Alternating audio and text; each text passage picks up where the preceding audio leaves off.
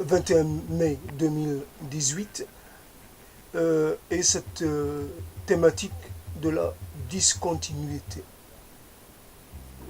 Ça peut sembler comme un terme assez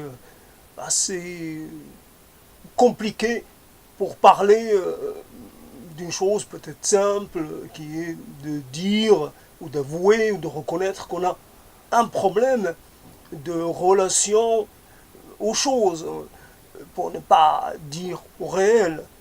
La discontinuité, continuité, discontinuité, rupture, non-rupture, euh, lien, plus de lien. Quelquefois, on a l'impression, quand on veut développer un concept, on a l'impression que d'être comme un enfant, un jeune qui vient de tomber sur quelque chose d'assez particulier et qui va s'amuser avec pendant un certain temps. Il est content parce qu'il a fait une trouvaille qu'il estime être de valeur.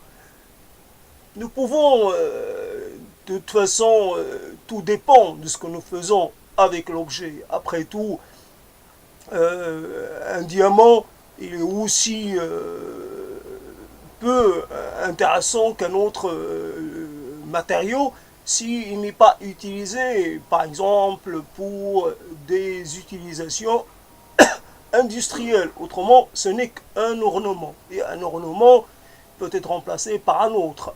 Donc tout dépend du contexte, tout dépend de la période, tout dépend de la valorisation qu'on accorde aux matériaux. Mais donc on peut être en contact avec un concept riche en possibilités, mais ne pas l'utiliser comme il faut, ou plutôt ne pas ressentir le besoin de vraiment le creuser ou l'utiliser comme il pourrait se penser. Alors, discontinuité, voilà un peu aussi là une ruse, puisque pour être encore dans l'intellectualisme, il faut parler les ruses de la raison, ou alors les ruses de la raison déraisonnante. Il y a pour comment dire, pour rationaliser, hyper-rationaliser quelque chose en s'aidant de concepts pour essayer de vaincre un peu ces incapacités de toutes sortes. Alors je ne dis pas angoisse parce que c'est des termes très connotés qui renvoient. Alors évidemment, quand on ne veut pas se situer en tant que sujet, ni sujet d'une quelconque divinité, royauté ou autre, ni sujet d'une quelconque discipline scientifique, on veut s'installer comme quelqu'un de totalement autonome par rapport à toutes les catégories qui voudraient s'en saisir, qui voudraient lui définir ce qu'il doit penser ou pas penser de lui-même. Nous pouvons être atteints par des dysfonctionnements, mais cela ne veut pas dire qu'on est un objet ou qu'on est un sujet d'une quelconque science prétendue ou science qui a ce caractère,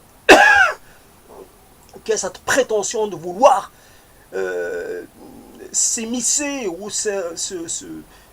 dans ce qui constitue l'individu. L'individu est plus complexe que ne pourrait jamais l'appréhender une science, quels que puissent être ses fondamentaux, ses concepts, ses méthodes, et etc., etc. Alors, donc quelqu'un qui me dit, voilà donc, suite à un développement intitulé de la déréalisation, il me dit, je suis moi aussi victime de réalisation, je vois ça avec mon psy. Évidemment, dans un autre développement, j'ai parlé de la résistance à la psychanalyse, et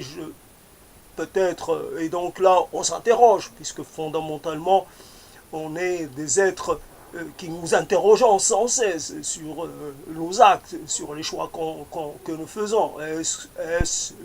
Étaient-ce les bons ou ne l'était-ce pas ces choix? Quand on refuse d'aller voir un psychanalyste, un spécialiste de l'âme, et quelque part, quand on ne veut pas rentrer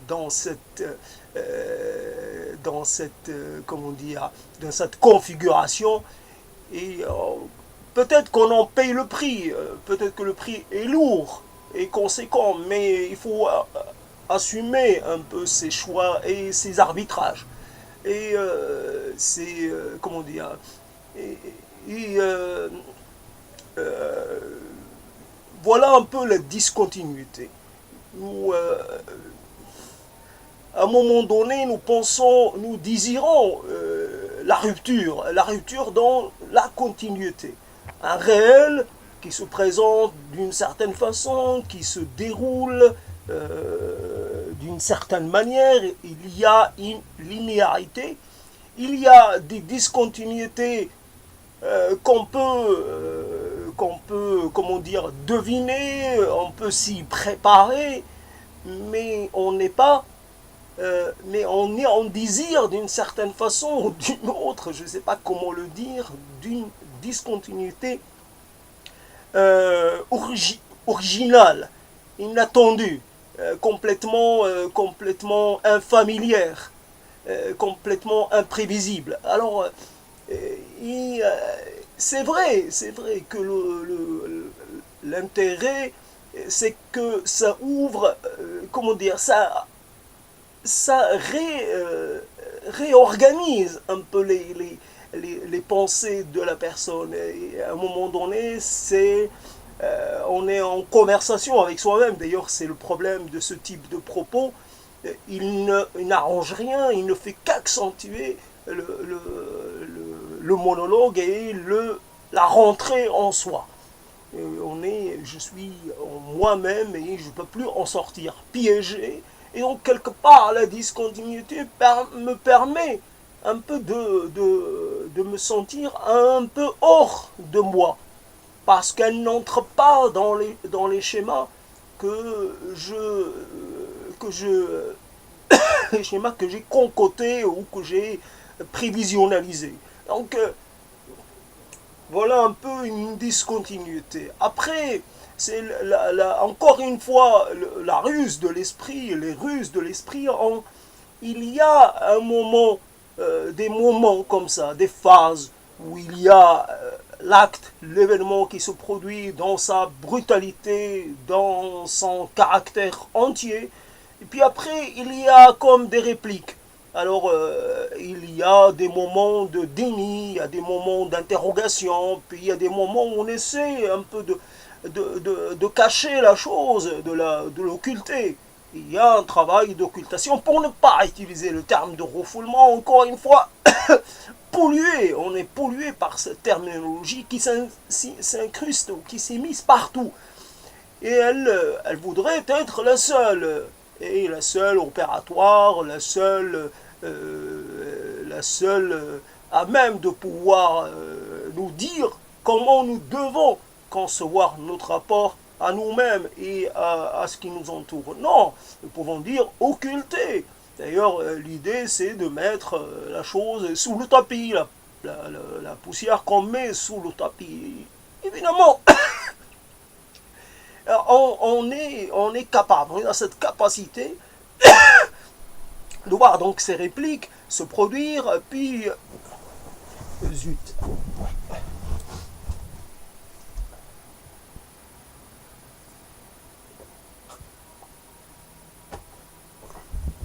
Donc ces répliques se produisent, puis peu à peu, ça diminue. Effectivement, ça diminue. Alors il y a une phase où qu'il faut savoir, là aussi, qu'il faut savoir affronter, celle de un peu du doute. Ah, ça reste... le truc, c'est que la chose, plutôt, le paradoxe dans cette affaire, ou ce qui est plutôt à retenir, à relever, c'est que il y a entre peut-être une sorte de vision un peu particulière de la chose que moi je désire mettre à mort dans une sorte de vision un peu onirico, esthético, je sais pas comment, fantasmatico, etc. Je pourrais, là je ne l'écris pas, mais cette forme de parole est une écriture orale, écriture oralisée si je peux. Et donc,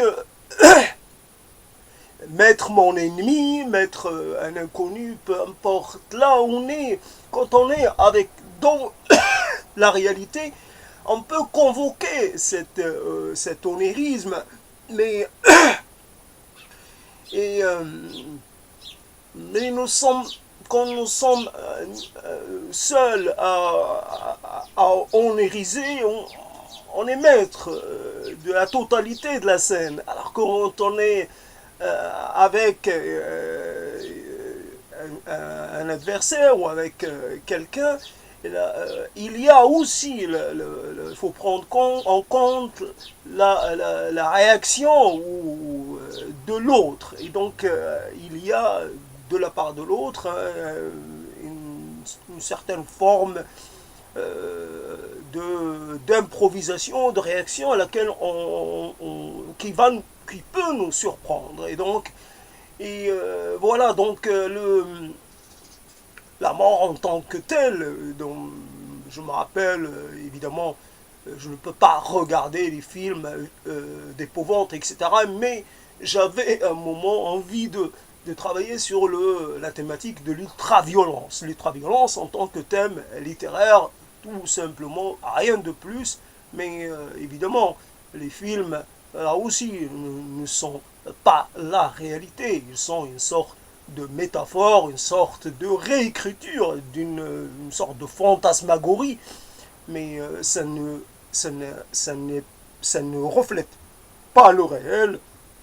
Ce n'est pas censé être une voie à emprunter, à suivre. Ce ne sont que de la création pure et simple et n'a aucune prétention, ou aucune envie de se transformer en réalité, en concret. Donc il faut voir que c'est là de la mise en scène. Et quand on fait de la mise en scène imagée, on peut aussi, au niveau de l'image, on peut aussi faire de la mise en scène au niveau de l'écriture. Et donc on peut imaginer les choses les plus atroces, mais sans qu'on ait envie de les voir se réaliser. Là, il y a une différence, j'allais dire, épistémologique, je ne sais pas si je place bien le terme, mais en tout cas, une différence fondamentale entre les deux démarches. Et donc, quand on peut imaginer la rencontre, esthétiser la rencontre violente, imaginer des choses totalement, en toute, comment dire, liberté, en toute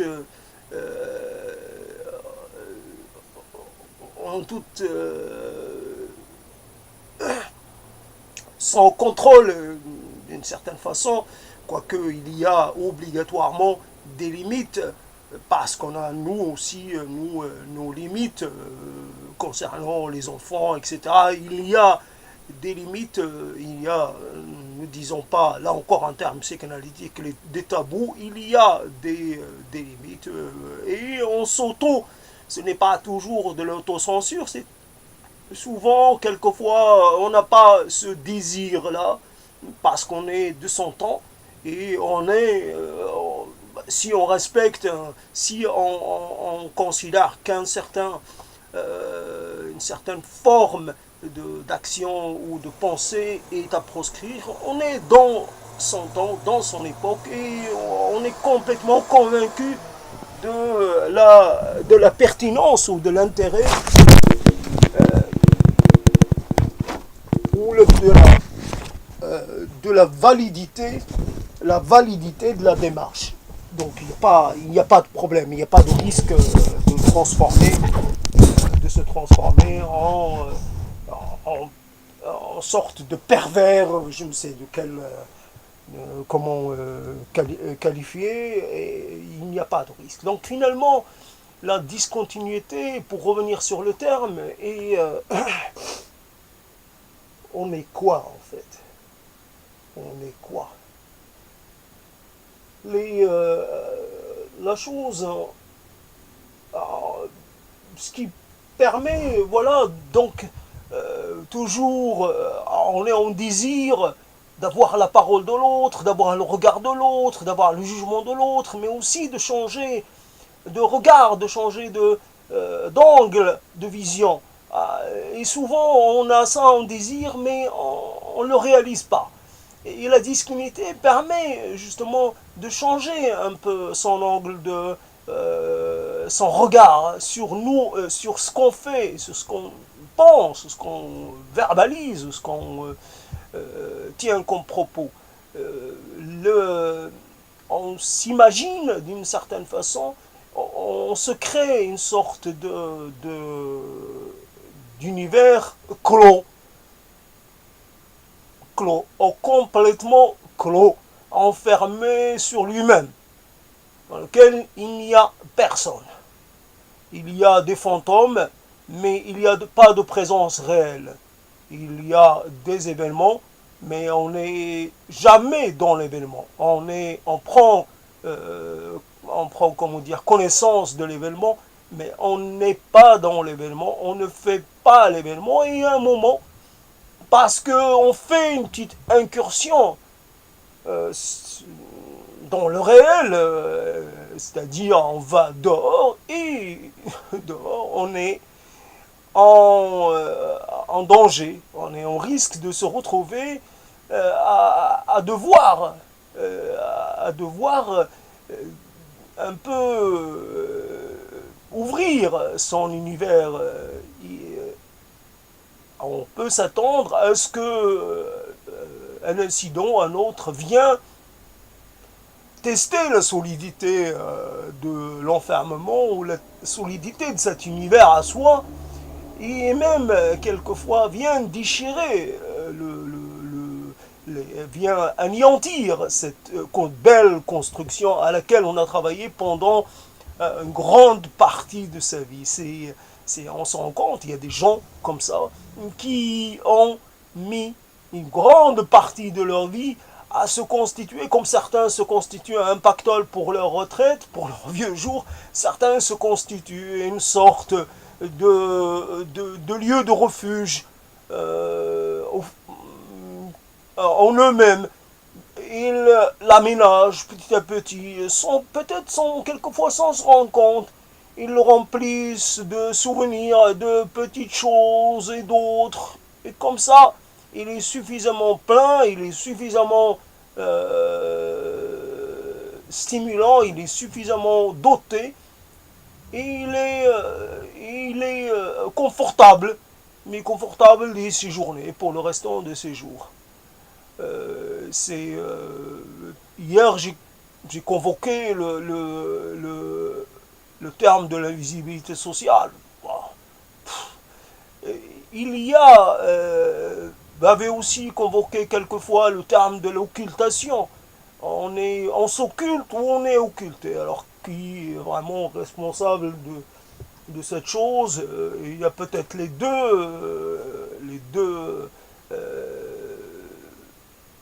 deux causes qui travaillent ensemble. Il y a à un moment donné une démission, une sortie du monde, et il y a aussi peut-être le monde qui vous pousse à la sortie, qui vous pousse sur la sortie, enfin, je sais pas comment dire, qui vous pousse dehors, voilà. Finalement,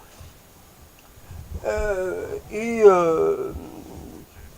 simplement, avant que je l'oublie, j'ai été chez quelqu'un une fois, et voilà, je vois la personne qui utilise des tout petits morceaux de savon de Marseille, et des tout petits fragments. La personne va utiliser parce que elle ne jette même pas les petits fragments.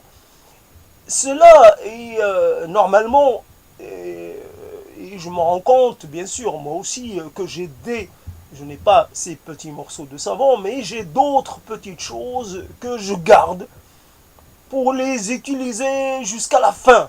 Jusqu'à la fin. Un morceau de savon, un petit morceau de savon, des petits fragments de savon, ils sont inutilisables, à moins de les amalgamer, de les fondre, de les faire fondre et de les réamalgamer. Autrement, ils ne sont pas utilisables. Et on peut avoir chez soi, comme ça, des éléments auxquels on tient. Je ne sais pourquoi, fondamentalement, vu que leur valeur est vraiment proche du nul, et qu'on peut s'en passer aisément, et qu'on les garde. Je garde une poche de plastique parce que je risque d'en manquer. C'est pitoyable. Mais cette pitoyabilité de certains de nos travers, de nos comportements, démontre à quel point nous sommes entrés en nous-mêmes. C'est parce que il n'y a personne à nos côtés que nous agissons de la sorte. Et nous commençons à agir de la sorte, euh, quelquefois bien très tôt finalement. Jusqu'à peut-être, c'est comme ça qu'on voit des vieux se comporter de façon, je ne sais pas comment dire, ne rien jeter, etc. On est comme ça. Quand on est avec quelqu'un, quand on est dans l'échange, quand on est dans la sorte de la confrontation, il y a des choses qu'on ne fait pas. On ne fait pas du tout. Ce n'est pas possible parce qu'on tient compte de la vie de l'autre et ce que nous aurions tendance à négliger ou les comportements un peu particuliers que nous pourrions développer, l'autre est là pour les empêcher de s'épanouir et de monopoliser et de devenir vraiment présent. Voilà la chose, un peu l'invisibilité, non pas l'invisibilité, mais plutôt la chose qui fait que vous construisez un univers. Et évidemment, ça peut être peu visible pour quelqu'un qui est étranger à cet univers. Mais parce que des fois, c'est quelques éléments et quelquefois, ces, ces petits travers, nous les cachons bien. Nous les mettons un peu parce que on en a un peu honte et quelquefois nous les cachons de peur que ce soit découvert comme ça par une visite, lors d'une visite impromptue. Et voilà, donc je sais pas, je voulais juste parler de ces petits morceaux de savon et j'arrive pas à maîtriser le propos. Alors la discontinuité, j'en ai déjà parlé, reparlé. Et là, c'est le problème est lié la discontinuité à la déréalisation, au sentiment d'être dans les réalités.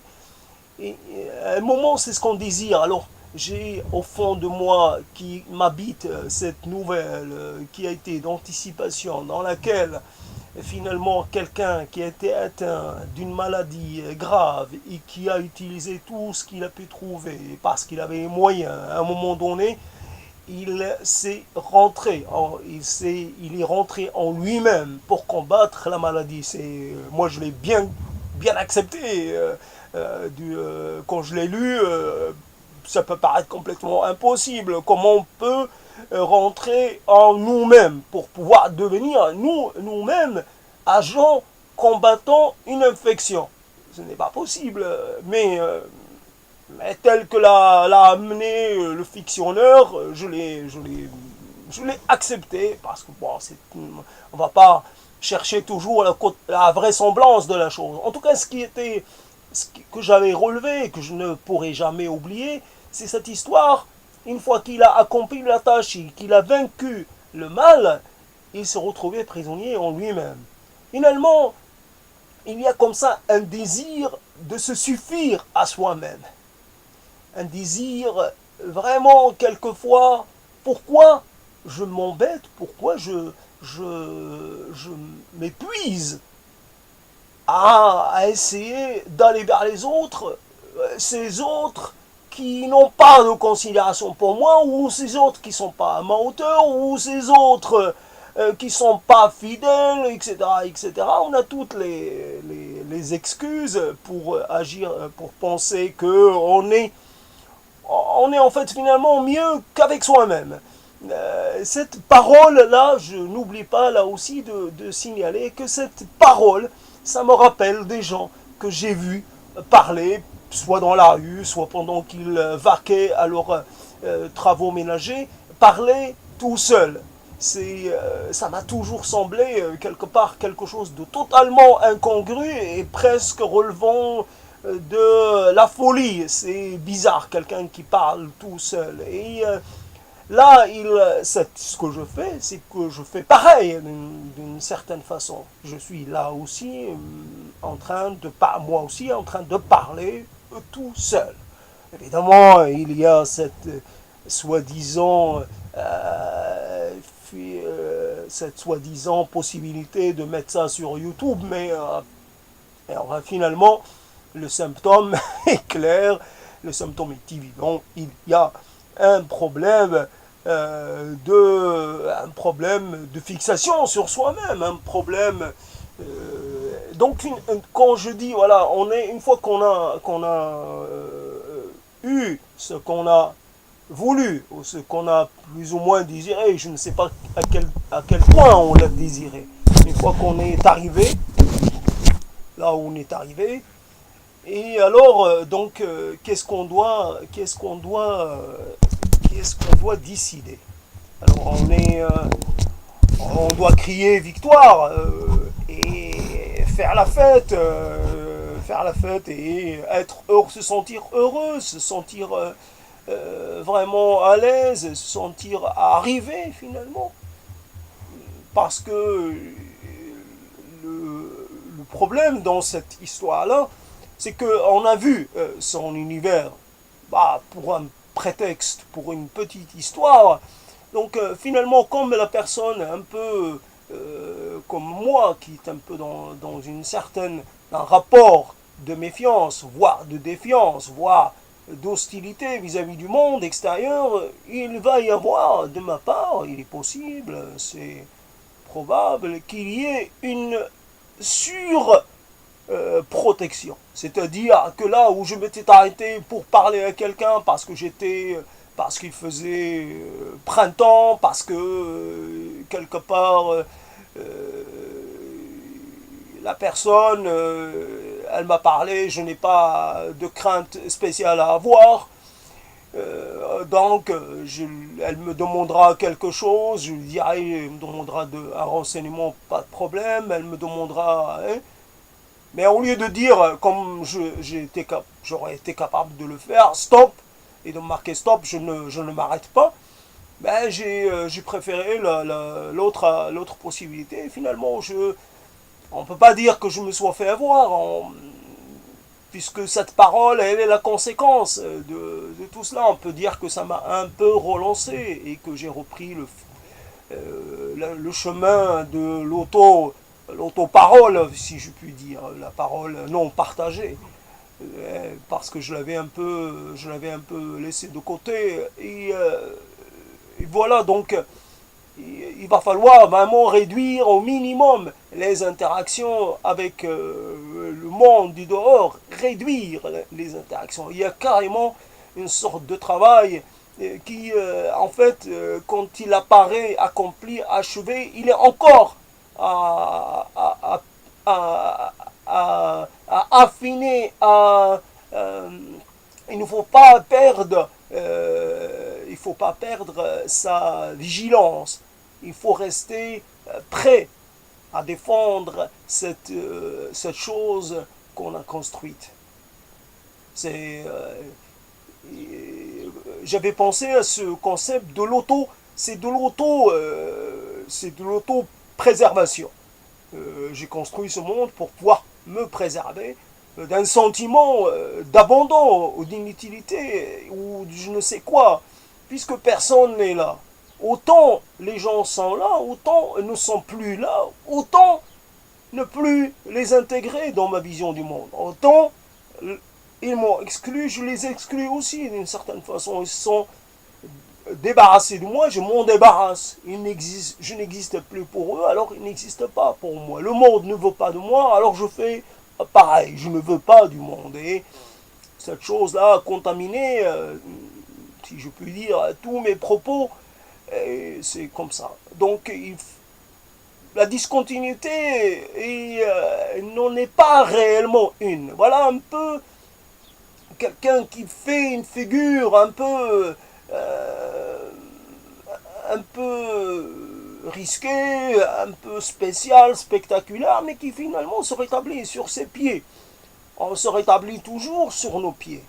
Et malgré tout ce qu'on peut faire, on ne peut pas rester dans la performance, dans quelque chose de spectaculaire. On revient à la position qui est la nôtre, bipède.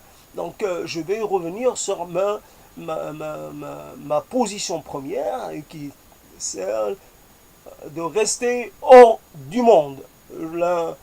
L'incident d'hier va être enclosé dans quelque chose, va être mis entre, comment dire, mis entre, comment on dit cela, enclosé, comment on pourrait dire cela, il va être non pas mis en quarantaine, mais euh, il ne pourra pas être, il ne pourra plus avoir accès à mon réel finalement. Il va être comme la chose, l'infection qu'on doit combattre. Et si on ne peut pas la vaincre totalement, on la réduit et on la laisse un peu dans un coin, on l'isole le plus possible. Donc quand on ne peut pas la faire disparaître entièrement. Voilà, donc c'est dommage. Finalement, la discontinuité peut être quelque chose de totalement productif, dans le sens où il y a des rencontres, parce que la chose, nous avons toujours cette insuffisance à percevoir la totalité. Même quand nous avons des prétentions à faire cela, nous sommes dans nous échouons parce que c'est comme ça. Nous pouvons pas aller au-delà de ce que nous pouvons faire. Nous sommes limités et l'autre nous permet un peu de réduire cette limitativité. Nous pouvons un peu nous enrichir, nous agrandir, nous amplifier nos perceptions, nos capacités en ajoutant la contribution d'un autre et d'une autre, etc.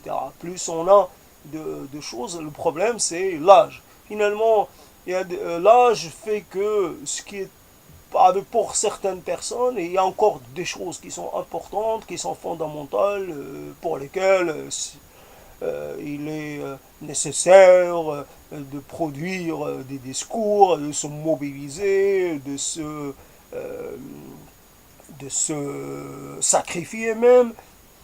Et pour moi, il n'y a rien de plus important que ma place au cimetière finalement. Une place, un cimetière que je trouverais tranquille. Parce que là aussi, question cimetière, il n'est pas toujours évident. On ne décide pas le cimetière dans lequel on va être, c'est selon les disponibilités. Puis, on ne sait pas avec qui on va être. Puis, un cimetière, ça peut devenir un lieu. On a besoin d'un lieu de repos qui soit pas trop mal fréquenté, dans le sens où on n'a pas envie de servir, comment dire, de défouloir ou je ne sais quoi, des gens en mal de lieu de plaisir. On a envie d'avoir une petite fosse tranquille et pouvoir un peu y passer le temps qu'on qu'on a à y passer, ça sera jamais très très long, hein, quoi. Peut-être au bout de 100 ans, on viendra nous évacuer, ou même peut-être moins. C'est juste comme ça, bénéficier de quelques décennies de tranquillité pour pouvoir se décomposer tranquille. Et finalement, voilà un peu le vœu ultime, ou le vœu, non pas ultime, mais le vœu actuel finalement même. Et donc quelqu'un qui pense encore pouvoir faire quelque chose, pouvoir être initié des choses, réagir, s'activer, s'impliquer, changer, transformer, révolutionner. Ça, on se sent pas, je me sens plus là-dedans. Je suis déjà sur le départ et tout ce que je fais, c'est de l'ordre du testamentaire, du testimonial. Je fais mon testament de plusieurs manières. Il y a un être qui va disparaître, il ne pourra plus s'exprimer. Je m'exprime pendant que je peux le faire. Et j'espère que ma voix pourra vivre ou me survivre un certain temps. Peut-être pour me faire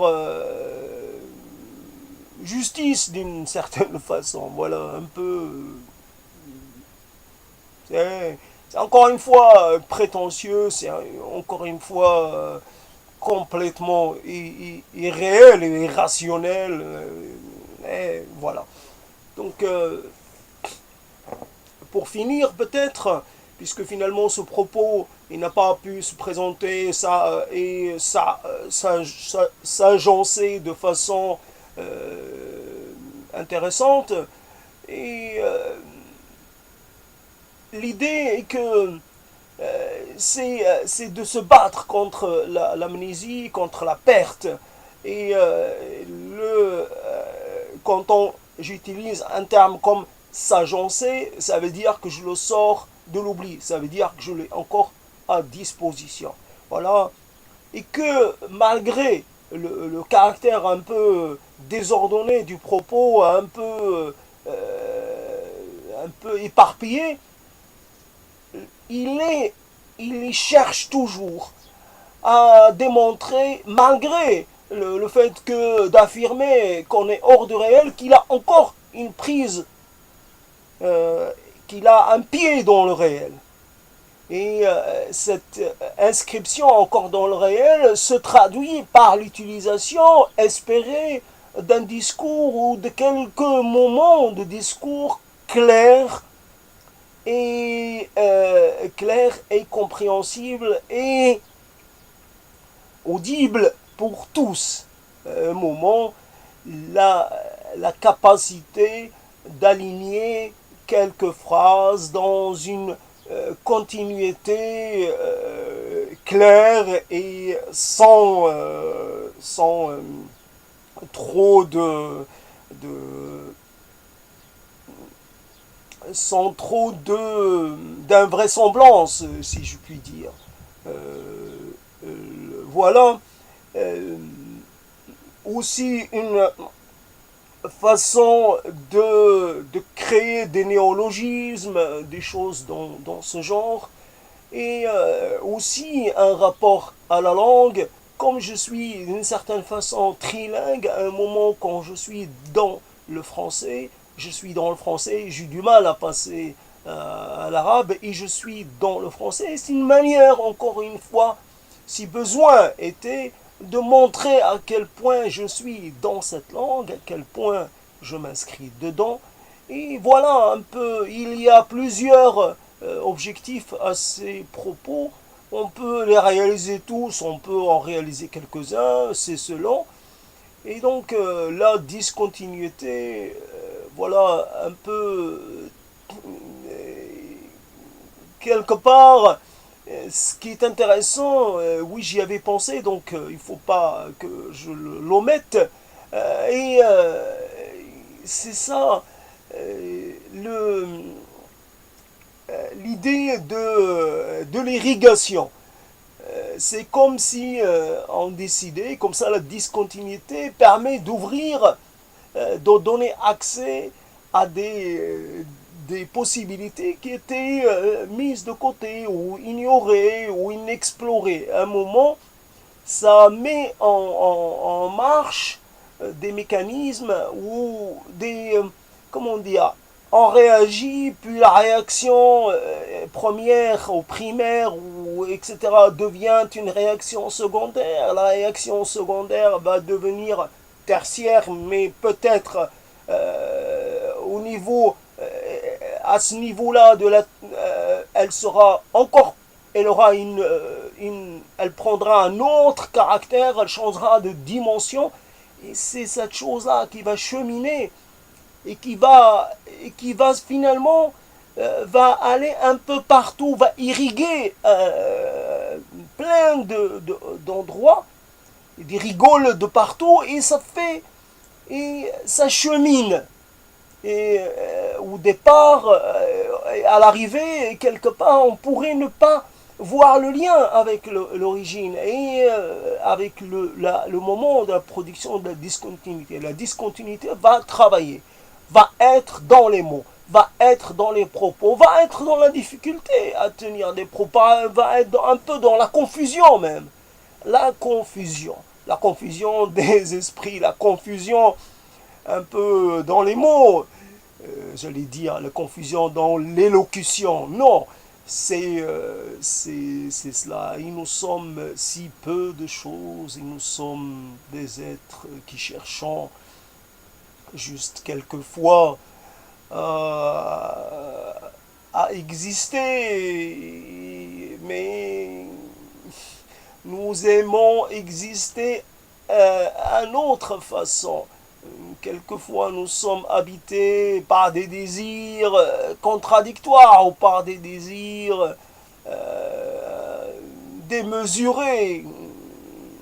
Faut c'est faire un peu, non pas le deuil de certains de nos désirs, mais plutôt essayer, j'allais dire, de contextualiser et comprendre un peu l'origine d'un désir. Si on a un désir trop fort de puissance, il faut pas, il faut pas le laisser tel quel. Il faut aller le confronter. Il faut aller le questionner. Pourquoi un tel désir? Si à un moment dans notre vie nous avons plutôt subi qu'entrepris, et pourquoi nous devrions toujours rester avec le désir de prendre l'initiative. Nous devrions arriver à un moment donné à nous situer hors de tout cela.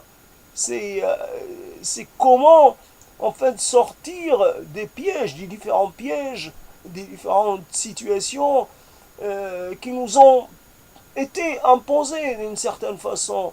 Il y a des choses dans lesquelles on a une responsabilité, mais il y a des choses qui nous ont été imposées et pour lesquelles nous cherchons toujours à une réparation, une sorte, non pas de restauration, parce que, oui, la restauration, c'est-à-dire le retour à l'ancien, non, c'est plutôt une sorte, comment dire, nous aimerions redémarrer avec, non pas alourdi par ou amoindri ou je ne sais quoi, par des choses qui nous sont arrivées, mais simplement être là, ouvert à la vie, à ce que peut amener, sans arrière-pensée, sans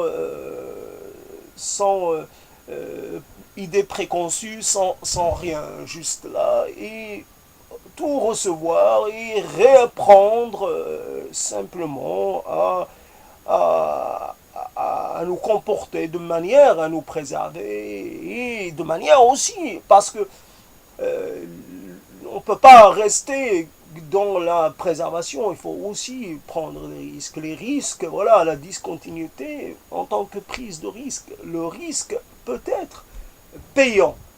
Et là, le problème est toujours, est-ce que les mots ont une capacité à transformer le réel? On se rend compte que malgré les mots qu'on peut produire, qu'on peut convoquer, nous ne sommes pas du tout préparés pour réagir à quelque chose qui se produit. Tout ce que nous faisons pour essayer de devenir les maîtres des mots peut se révéler insuffisant. Le moment où on est face à quelque chose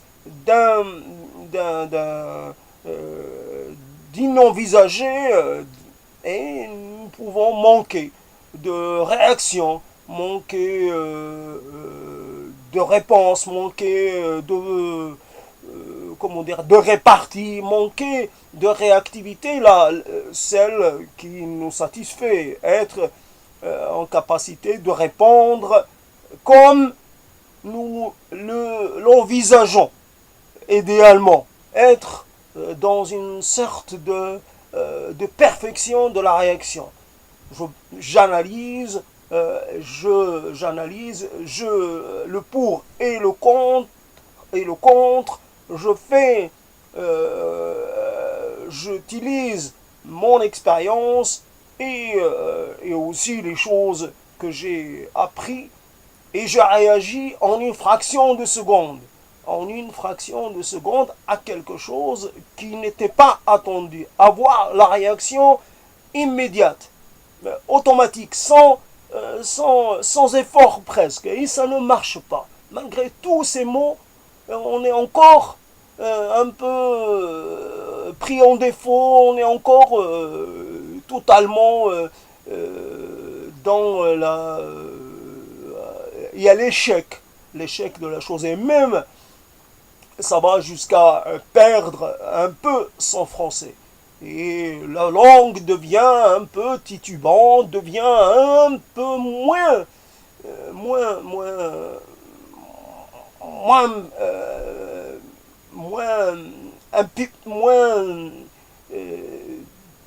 tempétueuse, j'allais dire, moins autoritaire, moins solennelle. Il y a comme dans la voix comme des tremblements. Cette voix-là n'est pas bien installée, elle ne permet pas de marquer, de signaler, de faire la différence entre ce qui est important, ce qui est à défendre ou pas. Et donc il y a... alors, en ce jour, si je ne sors pas, évidemment, les choses, la discontinuité dont je peux être au courant, ce sont les informations. Mais comme pour nous tous, pour tout le monde, les informations, c'est presque un peu de l'abstrait. On apprend quelque chose sur quelqu'un, etc., mais ce n'est pas nous. Et même quand on a déjà de l'abstrait sur nos propres sentiments, nos propres pensées, nos propres motivations, il y a un côté qui devient un peu extérieur. Voilà l'abstrait. L'abstrait, c'est les choses un peu extérieures à soi, qui est en soi extérieur à soi. Alors, quand il s'agit de ce qui se passe pour les autres, l'abstrait des autres, c'est encore... Donc, il ne se passera rien. Il ne se passera rien. La plupart du temps, il ne se passe rien. C'est ça le problème. Alors, je compare avec cette société, avec une autre.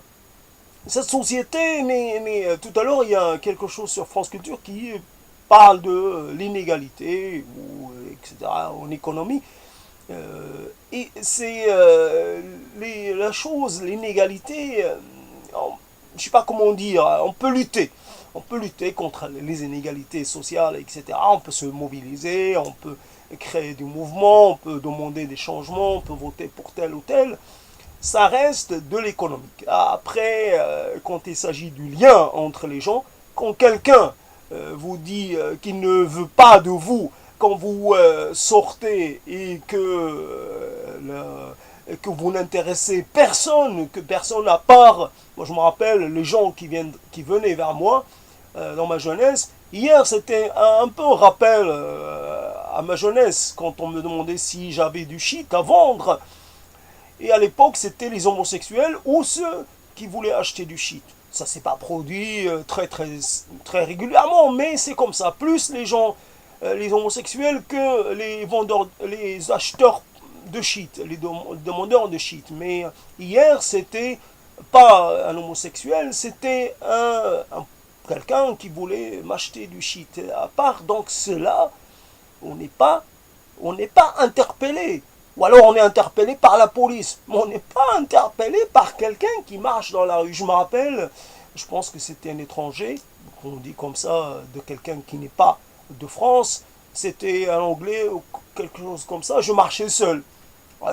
Je devais marcher d'une certaine façon.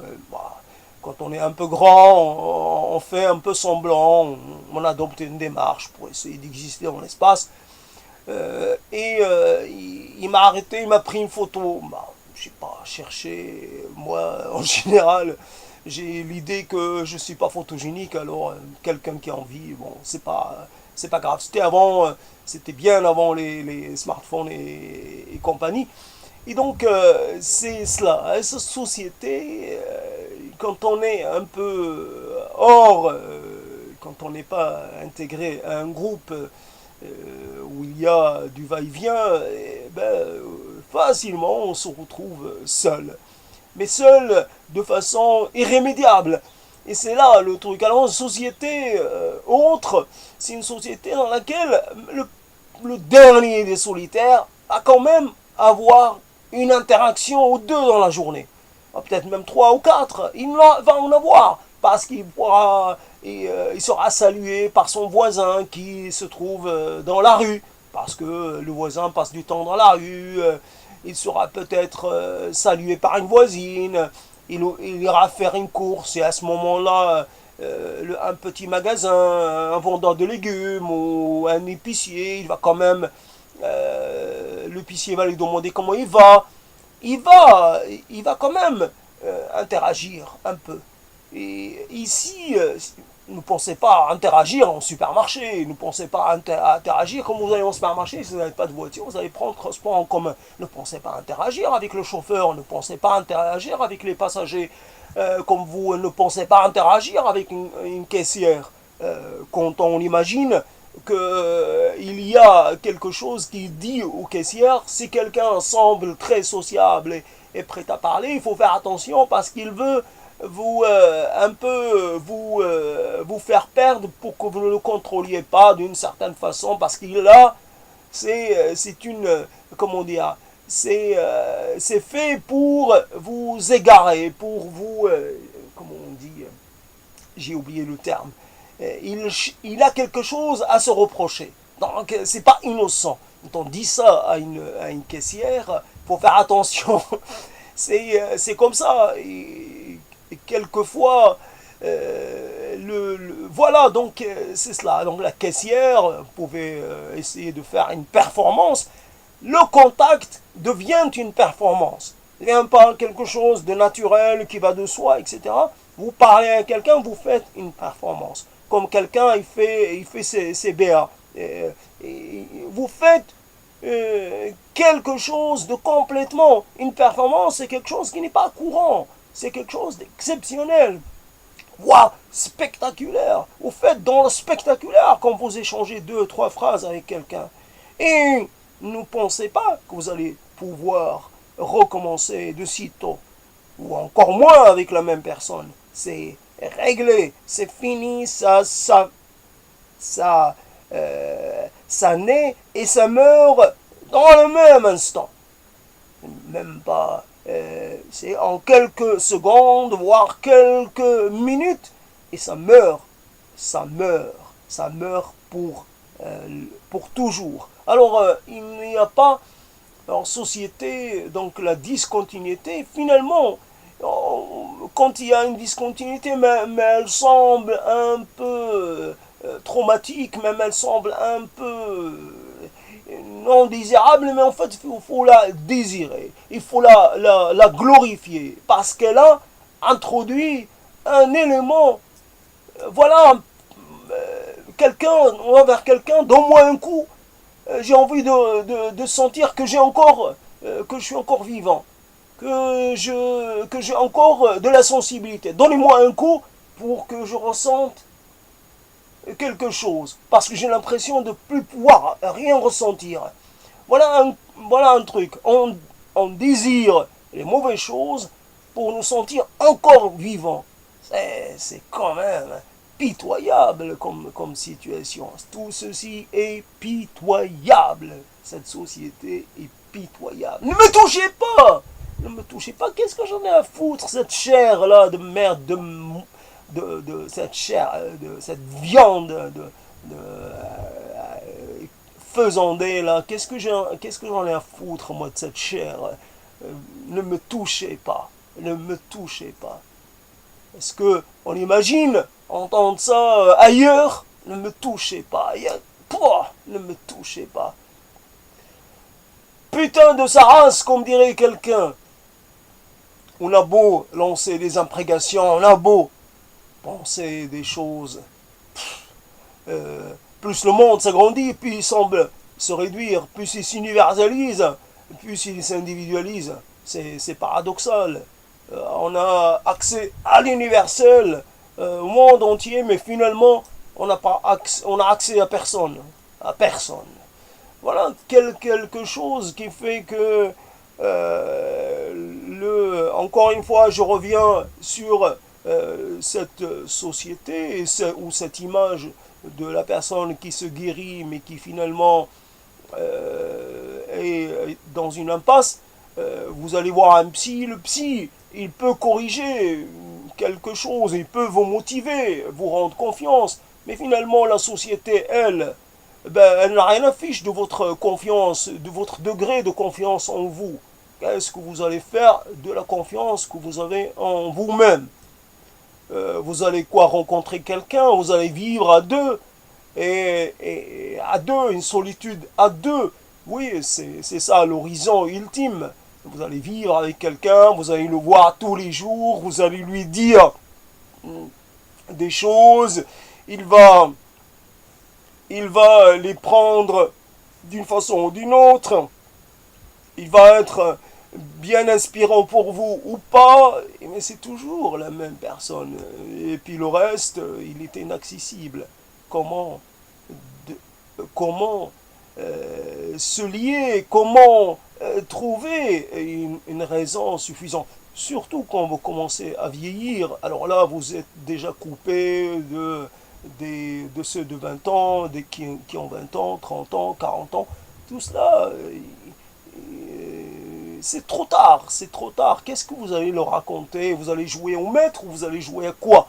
Vous allez jouer au vieillard. Si vous dites votre âge, ça va sembler complètement...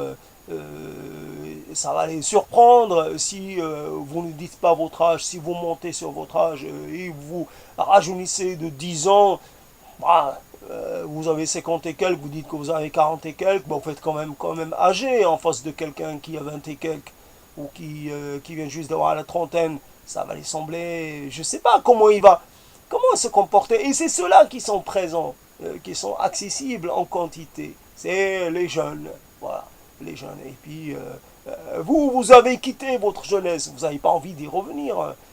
Ce n'était pas tellement intéressant comme vie. Alors, vous avez dit adieu à toute cette période. Et vous n'avez pas envie de vous réenchanter, de vous remotiver, de vous... Voilà. Donc voilà le terme réenchantement, enchantement, réenchantement. Ça me fait penser à réencensement ou à des choses tout à fait terre à terre, comme, je sais pas, ouais, l'enchantement. Pourquoi parler de réenchantement? L'enchantement du moment, l'enchantement du monde. Et finalement, pour finir, on est réduit à des concepts, à des mots, à des paroles, non pas à des actes, non pas à une corporéité, non pas à une corpulence, non pas un corps, on est réduit à des actes. Alors on fait, soit on écrit à des actes ou à des mots, soit ces mots on les écrit, soit on les dit, soit on les filme, soit on les dit à quelqu'un en particulier, soit on les dit à tout le monde, et c'est tout, quoi. On n'existe pas en dehors de cela. Les corps ne se rencontrent plus, ne se touchent plus, ne se rencontrent plus, ils ne communiquent plus. C'est-à-dire, voilà, c'est consternant. Alors, oui, je convoquais pitoyable, consternant.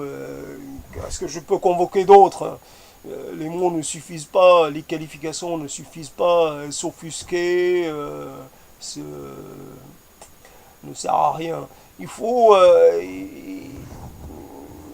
Je reviens sur cette histoire, il faut savoir quitter ce monde avant vraiment d'être dans quitter ce monde, plutôt ce monde français, j'allais dire, plutôt qu'un autre. Aller vers un monde où il y a encore, où les gens sont encore disponibles, comment dire, disponibles en quantité, pas obligatoirement en qualité, mais peut-être même en quantité et en qualité, sans que vous fassiez un effort particulier. Les gens viennent vers vous, comme ça, simplement. Simplement, vous êtes en société, dans une société, vous êtes disponible pour les autres. Ils le sont pour vous, pas de problème. Tu es là, je suis en droit de t'interpeller pour ceci ou pour cela, parce que tu es là. Et toi aussi, la réciproque, évidemment. Et c'est cela. Alors ici, on est quelque part, on est avec les autres, mais en même temps, on est dans une sorte d'unicité ou une sorte d'individualité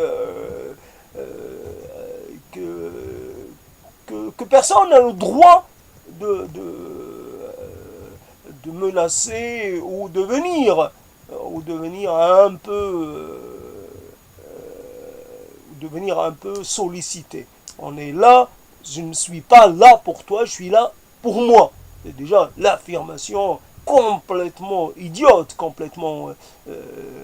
ce n'est pas possible d'affirmer des choses pareilles. Quelqu'un qui est réellement pour lui-même dans un endroit, il va s'isoler. Il ne va pas être là. Il va complètement disparaître de la société. Il va aller là où il sera totalement et absolument en face de lui-même. Quelqu'un qui est là, il est là. À partir du moment là, il est là pour moi aussi. Et voilà l'argument qui n'est pas recevable pour un certain nombre de gens. Je suis là pour moi. Et toi, tu es là pour toi.